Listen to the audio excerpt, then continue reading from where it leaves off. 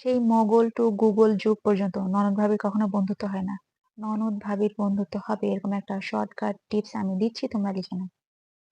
মেয়েদের দুর্বলতা হচ্ছে শাড়ি, গয়না, কসমেটিক্স। তো যেগুলো অর্ডিনারি, যেগুলো তুমি পছন্দ করো না ওগুলো সামনে রাখবা, আর যেগুলো তুমি খুব পছন্দ করো মানে তোমার কলিজার টুকরা, ওগুলোকে ভিতরে ঢুকায় রাখবা, লুকায় রাখবা। কারণ যেহেতু তোমার মন ছোট, আর যদি তোমার মন বড় হয় তাহলে নিজের মনকে বোঝাবা যে আমি তো এই ড্রেসটা একবার পরছি, ও না হয় একবার পড়ুক, সমস্যা কি? বা দুইজন সেম ড্রেস পরে একটা সেলফি নেই ঠোঁট আউট করে। ও তো আমার সেম এজ বা আমার বড় বা আমার ছোট, মানে যেভাবে হোক ওকে সম্মান দেওয়ার মতন অবস্থা নিজের মন থেকে তৈরি করবা।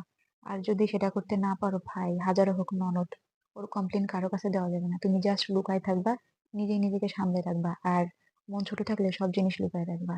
আর একটা কথা, শাশুড়ির বিচার কখনো জামাইকে দিতে যাবে না। ছেলেদের কাছে তাদের মায়েরা কখনোই দোষী হয় না, দিন শেষে তুমিই ভিলেন।